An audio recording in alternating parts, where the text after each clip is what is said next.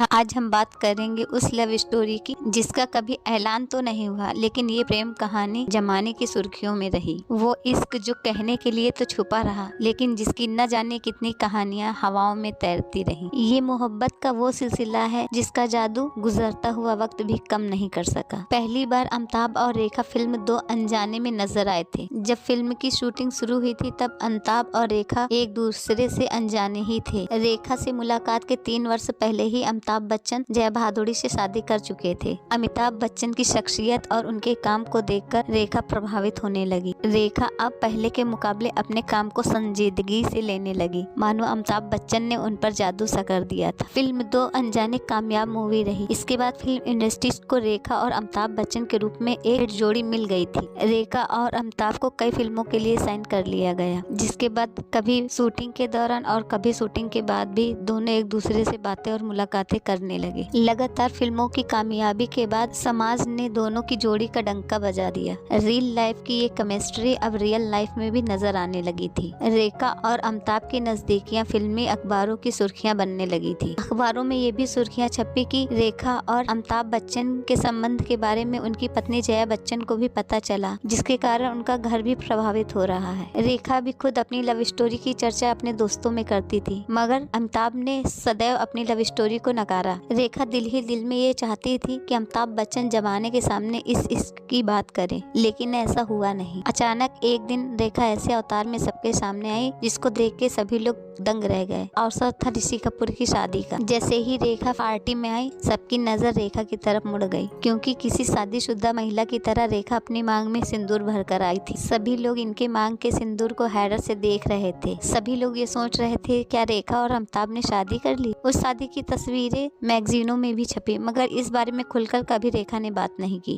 अमिताभ और रेखा के अफेयर की चर्चा से परेशान होकर एक दिन जया बच्चन ने रेखा को फोन करके अपने घर डिनर पर बुलाया। उस रात अमिताभ बच्चन शहर से बाहर गए थे। फोन सुनकर रेखा थोड़ी घबराई और उनके मन में थोड़ी हलचल हुई, पर उन्होंने जया बच्चन को डिनर में आने के लिए हाँ कर दी। रेखा डिनर के लिए उनके घर गई। वो मन ही मन सोच रही थी, या तो रेखा उन पर गुस्सा करेंगे या तो प्यार से समझाएंगी। जया बच्चन ने रेखा को डिनर करवाया और अपने बंगले की सजावट की बात, वहाँ पर सारी बातें हुई, मगर अमिताभ बच्चन का जिक्र नहीं हुआ। इस डिनर के बाद रेखा घर आकर मन ही मन सोच रही थी, क्या वो जय के साथ गलत कर रही है, लेकिन वो अपनी मोहब्बत के सामने मजबूर थी। रेखा जहाँ बार बार सबको अपने रिश्ते के बारे में बताना चाहती थी, वहीं अमिताभ बच्चन यही कहते थे कि रिश्ता कोई है ही नहीं। इसी दौरान सिलसिला मूवी ने लोगों को चौंका दिया, जिसमें लीड रोल में अमिताभ बच्चन, जया भादुड़ी और रेखा थी। जबकि इस फिल्म को करने से पहले जया भादुड़ी फिल्में करना छोड़ चुकी थी। इस फिल्म में साथ काम करने के लिए अमिताभ ने खुद रेखा और जया भादुड़ी को मनाया था, जिससे ये साबित हो सकता था कि जया भादुड़ी और अमिताभ में कोई अनबन नहीं है और अमिताभ और रेखा के रिश्ते में भी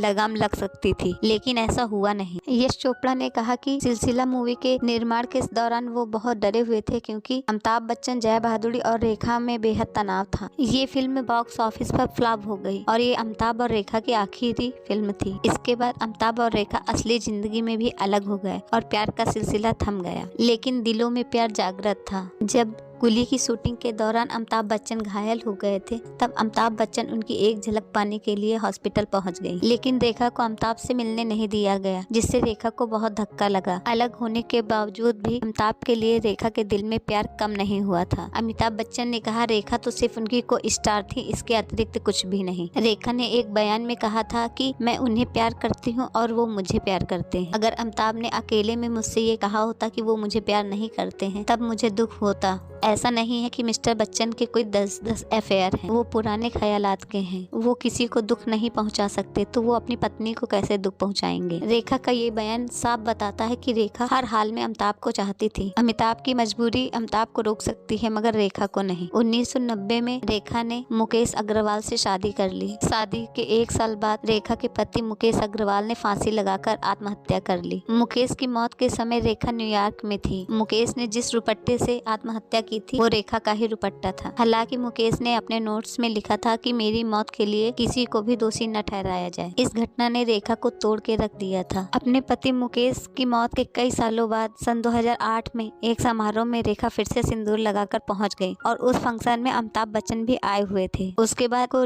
इन दोनों के रिश्ते को लेकर एक बार फिर से सवाल उठने लगे। आखिरकार वो दिन आया जब 2012 में रेखा राज्यसभा में शपथ लेने पहुंची। रेखा के आते ही जया बच्चन की परेशानी सबको नजर आने लगी। जया बच्चन ने रेखा की सीट भी अपने पास से परिवर्तित करवा दी। राज्यसभा में जया बच्चन का सीट नंबर 91 था और रेखा का सीट नंबर 99 था। ये दोनों ही सीटें आसपास थीं, यानी रेखा और जया बच्चन दोनों एक दूसरे के काफी नजदीक बैठती। आते जाते दोनों की नजरें एक दूसरे पर पड़ती, लेकिन ऐसा कुछ होता इससे पहले ही जया बच्चन ने अपनी सीट बदलवा दी। जया बच्चन को 143 नंबर की सीट दी गई, जो रेखा की सीट से काफी दूर थी। सीट तो दूर हो गई, लेकिन उन्हें एक ही छत के नीचे बैठना होगा। आज अमिताभ और रेखा अपना अपना जीवन जी रहे हैं। जानकारी पसंद आई हो तो लाइक करें, चैनल को सब्सक्राइब करें।